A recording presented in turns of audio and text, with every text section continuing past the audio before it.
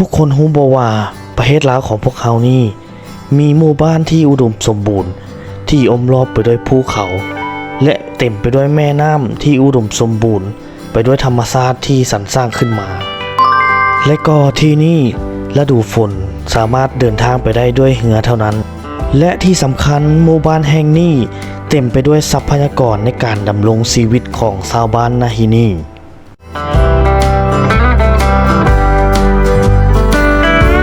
และอีกอันหนึงที่สำคัญนั่นก็คือความสวยสดงดงามของสถานที่แห่งนี้ที่โด่งดังไปทั่วประเทศและที่นี่นั่นก็คือตอนนี้ก็ฮอดแล้วเนาะอันนี้ก็จะเป็นบ้านภูเก้านางเนาะ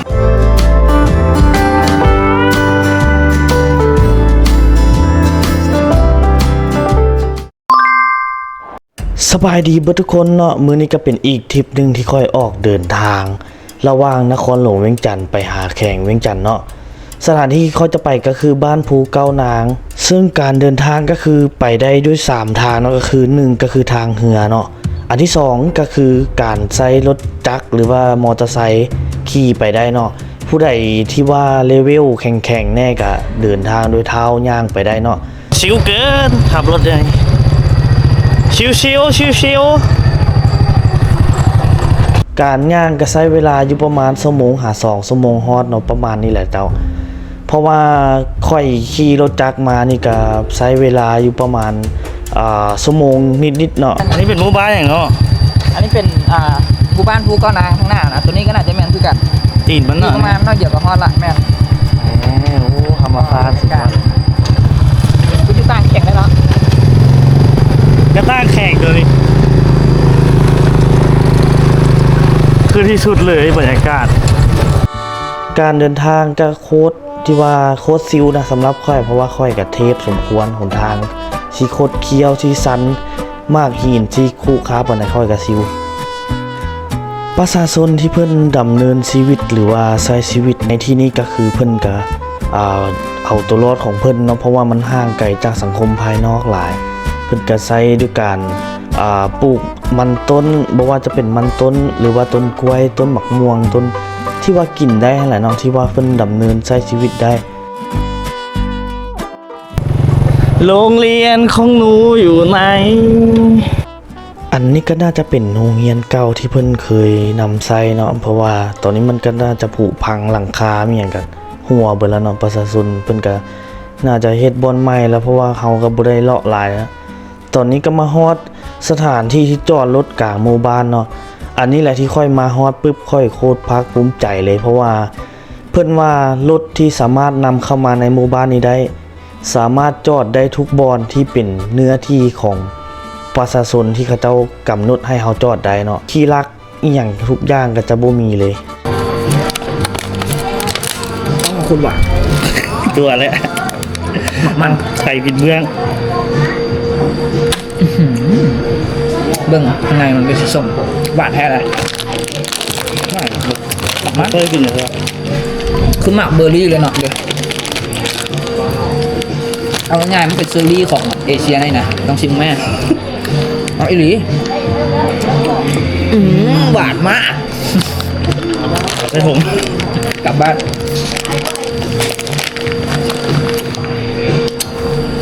ตอนมีแกนเลยเด็กแกนมันก็น่าตักเป็นจริงๆเนาะแกนของมันเพื่อนห้อมทางของค่อยมื้อนี้ก็คือโนระหว่างทางเนาะทุกคนอันนี้สติ๊กเกอร์รับของเซียนอยู่ประเทศลาวนะทุกคนจะเซียนอยู่นี่นะอันนี้ของไผ่ว่าดูดทรายอยู่ดิฮอตนี่ไม่ฮอตดิมีละโลคนละโลงามๆนะกวดสบายเด้ออันนี้ต้องเซียนเทพได้ทุกอย่างเดี๋ยวดูล้างเงือกดูได้มันที่มันตึงเกินที่บ่บอกให้กระเจ้าเสียงมันให้แม่ลูกพี่บ่โดนไปดึงเงือกมานั่งเบิ่งบรรยากาศตอนแรงทุกคนโอ้สุดยอดเลยเอาโดนไปบินลากเงือกมันเอาโดนไปบินลากเงือกหลังจากนั้นค่อยก็เก็บเครื่องเก็บของกับโนมีอย่างเรียบร้อยแล้วค่อยก็สิมาส่งโนระหว่างทางเอาชีวิตรอดในดอนนี่เนาะที่ว่าเพิ่นสิเอาชีวิตรอดให้ได้เป็นเวลา40ปีเพราะว่าเพิ่นจะมีแพอูวิเศษของเพิ่นอันนึงก็มีเสาเข็มที่มาจาก สุนบ่อคงเอาให้มาปักไว้2 อันเพิ่นสิเอาตัวรอดได้บ่ทุกคนเสานี่ก็เต็มไปด้วยหอยที่ว่าบ่ฮู้ชื่อนะเพราะว่ากินได้บ่กินได้เฮาก็บ่ฮู้เนาะหอยนี่โคตรหลายเลยเต็มไปเลยเสานี่หลังจากนั้นโนระหว่างทางเพิ่นจะโบกมือบ๊ายบายเพิ่น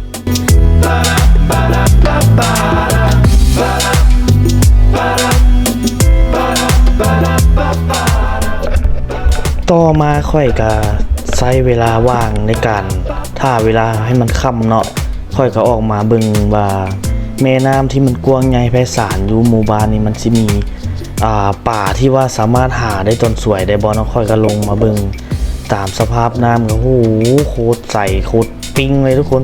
แบบว่าเฮามาเห็นสภาพน้ำแบบนี้นะแบบอยู่ได้เปิดมือก็ได้นะเพราะว่าเฮาดำเฮาใส่หน้ากากแล้วก็ใส่สน็อกเกิลช่วยหายใจเล็กน้อยได้แล้วก็มีไฟฉายอันนึงเนาะที่ค่อยเตรียมมาจากบ้านแล้วก็มีฟินอันนึงแล้วก็สมวกยิงป่าอันนึงเนาะที่ว่าเอามาไว้ยิงป่าปลาสลามปลาโลมาแล้วเนาะเพราะว่าน้ำมันใหญ่เป็นตะย่านอีหลีทุกคนหลังจากนั้นค่อยก็ส่องไฟไปเรื่อยๆเนาะอยู่ในนี่นะเต็มไปด้วยปากกาที่แบบว่า 2-3 นิ้วอย่างปากกาลายนะดำมาประมาณชั่วโมงนึงก็เกือบค่ำนะทุกคนตอนนี้ก็ดำค่าเวลาไปเรื่อยๆนะเพราะว่าเฮามาลิ้นมาเที่ยวมาเฮ็ดกิจกรรมไผมักแบบใดก็เฮ็ดไปตามใจเลยทุกคนมันบ่ผิดกลุ่มผิดทุกคนแล้วก็เฮ็ดไปโลดคุณน่ะป่านะกลางคืนนะโคตรหลายเลยคนค่อยกับจับไฟฉายจับฟินจับสมวกแล้วก็สน็อกเกิลคาบลงมาซ่องมึงป่า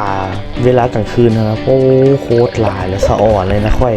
ไทยเวียงจันทน์คนเวียงจันทน์เนาะไปเห็น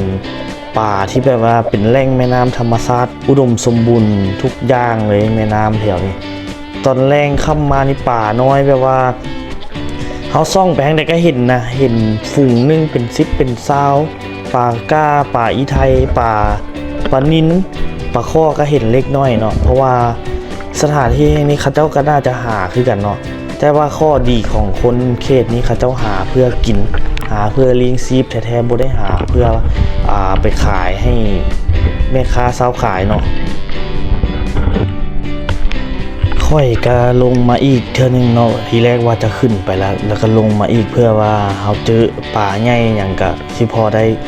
ย่ำกระหม่อมเข้าไปจากโตนึง2โตเพื่อไปปิ้งทาเกลือคักๆแกมกับแกงหน่อไม้เนาะบ่แม่นแกมเลยกินกับแกงหน่อไม้โอ้มันจักซินนะโนระหว่างทางเงินกึบหลายว่าเงินน้ำตาสวรรค์ให้กินหลายมันก็อยากไปทางของแก้มพุ่นหลายกว่าของกินกับข้าวเว้ยเบิ่งไหมทุกคนค่อยสิถามว่ากล้องที่มันกระพริบแบบนี้นะ DJI-C เนาะทุกคนสามารถ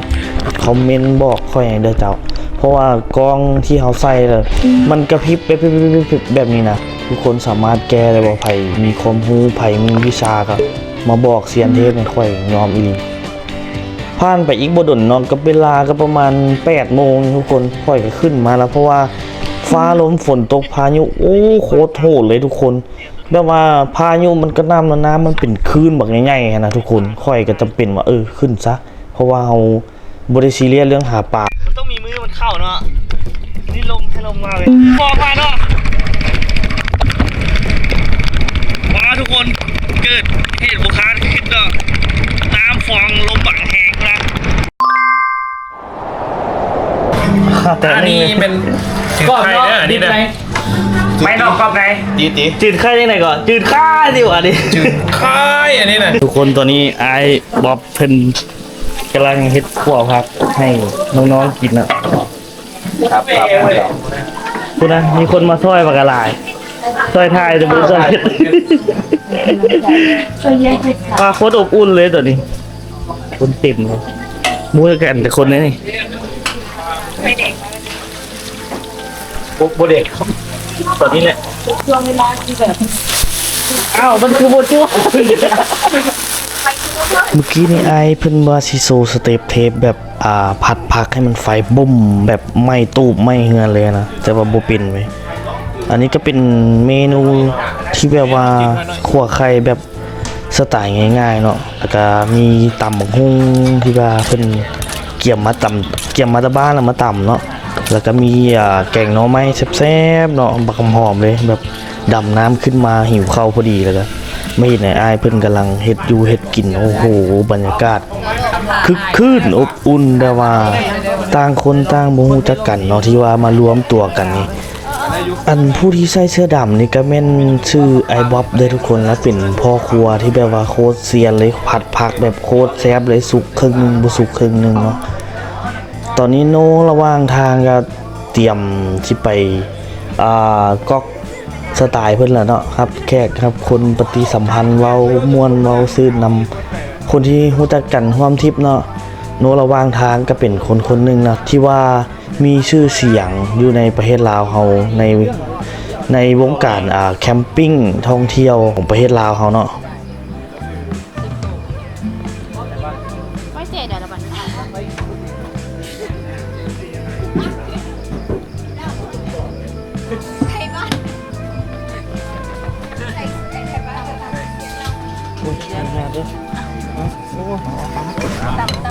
โอ้จะกึบกันเนาะอันนี้ซองเซียนเทปที่ได้ทุกอย่างระหว่างรอรับประทานอาหารตอนค่ำค่อยกามาด่วนกับบรรดานักท่องเที่ยวทั้งหลายเนาะเพราะว่าค่อยระดับเทปค่อยก็ต้องแบบบ่ยอมอยู่แล้วเพราะว่าค่อยก็ขี้โม้ไปซื่อๆเนาะค่อยก็กึบของเพิ่นเข้าไปปอดโธเห็นฮอดสวรรค์สันเจ็ดเนาะสุดยอดเลยของเพิ่นของแท้ไปของค่อยในซิวเกินแบบบ่ค่อยตึงปานใดนะใช่ชิวๆผู้หญิงกินได้สบายเนาะน้ำตาสวรรค์ อันนี้เอาบอโซจูเอาเปล่า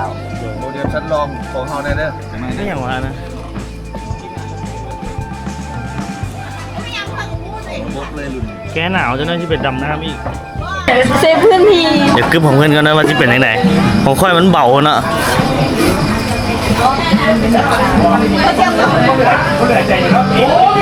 โอเคป่ะแซ่บขอแกงแน่ เอาจะแกงวะ โดย เอาตอนบอ น้อยหนึงพอโบแคน คลิปหนึ่งสองสามนี่ พอแล้ว แถม แหมกเพชร เอาอีกบ่น้ำ โดยได้แล้วขอบใจนี่ อาหารแรงตัวนี้เนาะ เข้าอยู่ใส่ละ โอ้โหเลย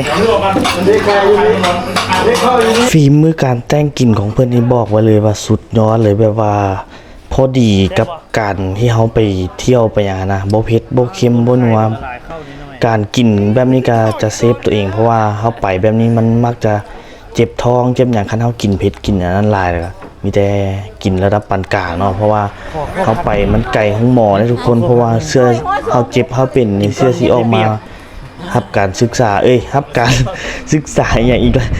รับการดูแลรักษาจากแพทย์จากหมอมันก็ลำบากเนาะทุกคนเด้อผู้ใดมือใหม่ควรระมัดระวังหลีกเลี่ยง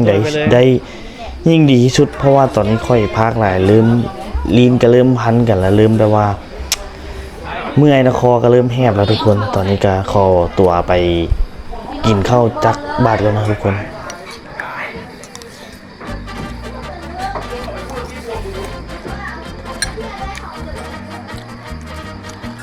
มากินข้าวได้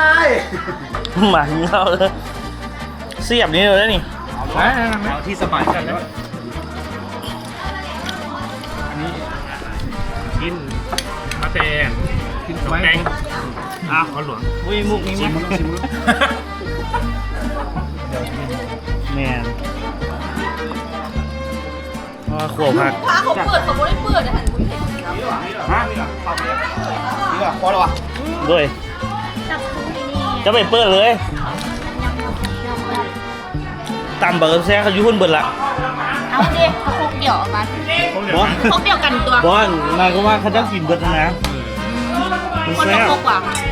อันเดียวกันที่ว่า อันเดียว ไม่ นะ ได้ต่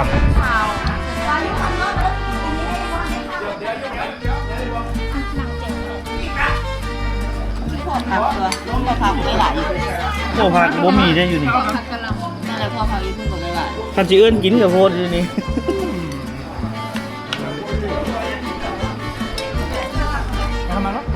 โดย เบื่อหน่ายแล้วโน่เบื่อหน่ายบ้าว่า ค่อนข้างว่า โอเคอยู่ได้นี่ ใช่ไหมเนาะมีความหมายเหรอเมื่อกี้นี่ เขากิน เราดีเมื่อกี้นี่เรามาครั้งแรกเรา หรือว่า เคยอ แข่ ย่าง ง ก็เหิม บอเลยแล้ว แบบเอิ้นว่ากิจกรรมแบบนั้นแบบนี้เนาะกิจกรรมแบบมากินข้าวร่วมกันใช่นะเดินทางมาใช่นะมันยากก็มันจะเกิดขึ้นได้นะ อ่า คนที่บ่เคยมีประสบการณ์มาก่อนเนาะก็ตัดสินใจยากว่าจะมาหรือบ่มา โอเค อันเอื้อยมากับหมู่บ่แบบแม่นบ่ มากระปูเมื่อกี้ เด็กบอกแล้วคันมาคนเดียวมันยากคันต่ำต้อง2 คนต้องมีหมู่ โอเคน ำ โอเคจบไป อันนี้เจ้ามาที่ไหนละ โอ้ย ครั้งแรก ถามคนอื่นถามคนอื่นถามคนอื่น ไหว นี่เบิ่งพี่เบิ่งหูพี่ยังดีกว่าเออเบิ่งหูเสียงได้ยังมีหลายกว่า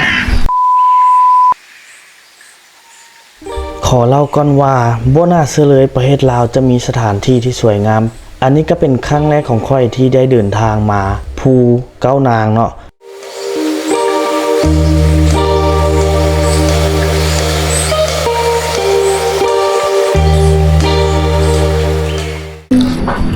อาหารเช้าทุกคน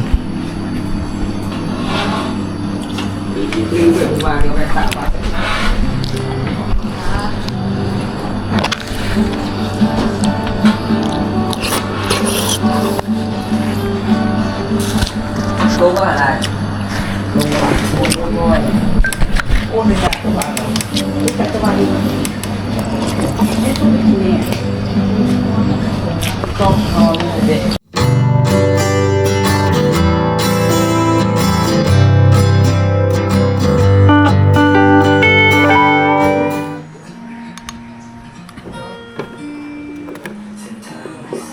เต็มกราฟ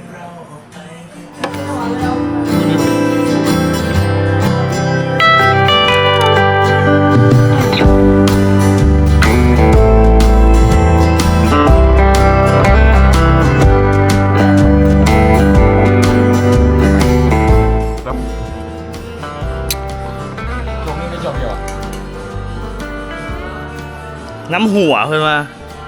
อู้แกะเบิดเลยตูดบางแกะตูดไอ้พวกเดียวมีบางแกะตูดได้ใส่แล้วบ่เหลือหน่อยหนึงขอพอดีน้ำซ้ำหนึ่งพอดีกินแบบฮ้อนๆอุ่นๆซิมวะกินทางนี้ตัวเดียวมันยังหน่อยตัวใส่แล้วนะใส่แล้ววะ วิดีโอวะ หลังจากนั้นก็เป็นการเกียมเครื่องเกียมของแล้วก็ถ่ายรูปรวมทริปเนาะเพราะว่าภาคส่วนหนึ่งเขาเจ้าก็เมือก่อนแล้วเนาะอันนี้ก็เป็นอีกส่วนหนึ่งที่ยังอยู่เนาะเบิ่งจนจบคลิปมาฮอดนี่ก็ฝากทุกคนกดไลค์กดใจกดติดตามให้เด้อช่องทาง YouTube เซียนเทปเพชรได้ทุกอย่างทุกคน